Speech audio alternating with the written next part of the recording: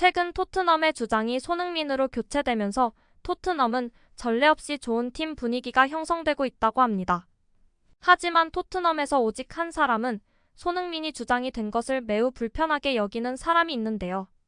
바로 전임 주장단의 일원이었던 에릭 다이어입니다. 그는 손흥민이 주장으로 뽑히기 전 자신의 SNS에 완장을 찬 사진을 게시하는 등 토트넘의 리더가 되겠다는 것이 당연하다는 듯 언플을 했습니다. 게다가 다이어는 경기 중 자신의 실수를 숨기기 위해서 토트넘 동료들에게 화를 낼 때가 많았고 케인과 함께 대부분의 프리킥 기회를 전담하면서 프리킥으로 손흥민과 실랑이를 벌인다거나 심지어 경기 중 손흥민에게도 호통을 치는 등 팀 분위기를 해치고 수비 실수도 엄청 나오며 토트넘 팬들에게는 좋게 보일 수 없는 선수였습니다. 하지만 최근 다이어는 토트넘에서 설 자리를 완전히 상실했다고 하는데요. 토트넘 전담 기자 킬패트릭에서 보도한 사실에 따르면 다이어는 토트넘 잔류를 원하고 있으며 주전 경쟁까지 하겠다고 밝혔다고 합니다. 하지만 그는 토트넘의 신임 감독 포스테코글루의 신뢰를 완전히 잃고 명단에도 들지 못할 정도로 철저하게 토트넘에서 제외당하고 있는데요. 이처럼 다이어가 경기에서 뛰지 못하고 벤치에 앉아있는 걸 보면 다이어가의 입지는 완전히 상실됐다고 볼 수 있죠. 그리고 추가적으로 현지에서 보도된 소식에 따르면 현재 다이어 영입을 원하는 구단은 그 어디에도 없다고 합니다. 즉 다이어는 불러주는 팀이 없기에 어쩔 수 없이 토트넘 잔류를 선택했지만 경기에는 출전하지 못하고 있어 축구 선수로서 커리어는 끝난 것과 마찬가지인데요. 한편 최근 폼이 다시 올라온 손흥민의 활약이 유럽 축구계에서 주목받으면서 피파에서는 주장 손흥민에 대한 놀라운 평가를 해서 화제가 되고 있습니다. 사실 지난 시즌 토트넘은 리그 8위로 끝나며 역대 최악의 시즌을 맞이했습니다. 토트넘의 득점은 73득점으로 리그 3위인 맨체스터 유나이티드보다 높았지만 실점에서는 63실점으로 거의 강등권 팀과 비슷할 정도로 최악을 기록했는데요. 심지어 뉴캐슬전에서 25분 만에 5대0이라는 충격적인 참사까지 당했었습니다. 이 같은 기록은 토트넘의 중앙 수비를 담당하던 다이어가 큰 기여를 했는데요. 이에 대해 다이어는 수비에 대해 책임을 피할 수 없게 되었습니다. 그리고 축구 전문가들 역시 하나같이 입을 모아 지난 시즌 토트넘의 실패의 가장 큰 원인이 토트넘의 수비수 에릭 다이어라고 지목하고 있습니다. 경기 중 다이어는 열심히 수비를 하지 않고 다른 선수들에게 책임을 전가하는 경우가 많았고 특히 경기 중 어처구니없는 실수도 너무나도 잦아 상대 공격수에게 어이없는 공짜골을 헌납할 때가 많았는데요. 그리고 최근 토트넘 팬들을 충격에 빠뜨린 사건이 있었는데요. 바로 해리 케인의 이적이 마무리된 직후 손흥민이 주장으로 부임하자 SNS에 주장 완장을 찬 사진을 올린 다이어는 인스타그램에서 토트넘의 공식 계정을 언팔로우한 사실이 드러난 것입니다.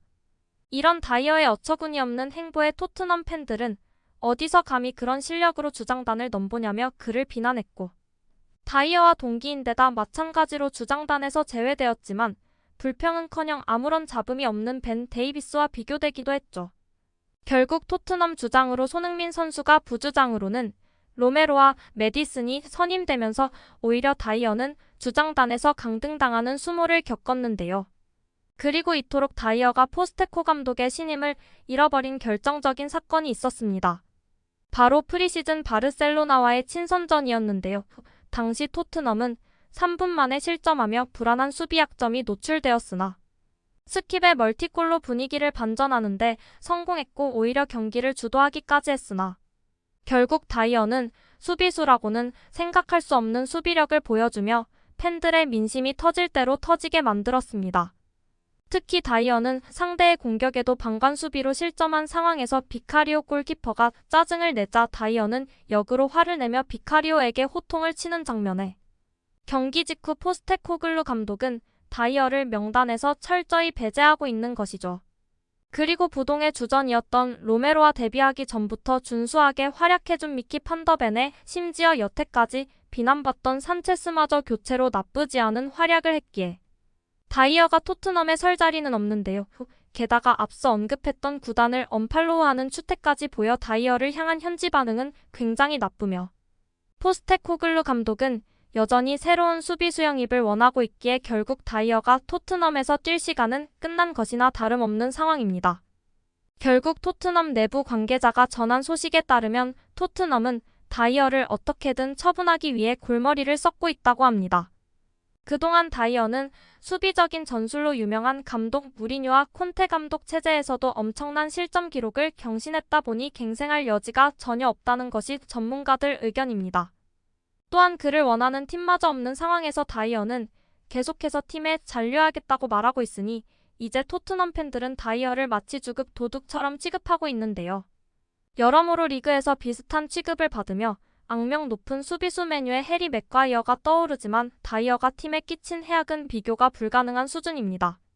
실제로 맥과이어는 웨스트햄에서 오퍼도 오는 등 아직 EPL에서 원하는 팀이 있지만 다이어를 원하는 팀은 유럽의 주요 리그는 물론 변방 리그조차 오퍼는 없습니다. 사실 다이어는 구단 내 최고참 선수였기에 당연히 자신의 주장이 될 것이라고 생각하고 있었으나 다이어의 예상과 다르게 당연하게도 손흥민이 토트넘 주장으로 선임되었고 부주장으로 로메로와 신입생 매디슨이 선임되면서 구단과의 불화를 일으키는 돌발 행동을 취했다는 것이죠.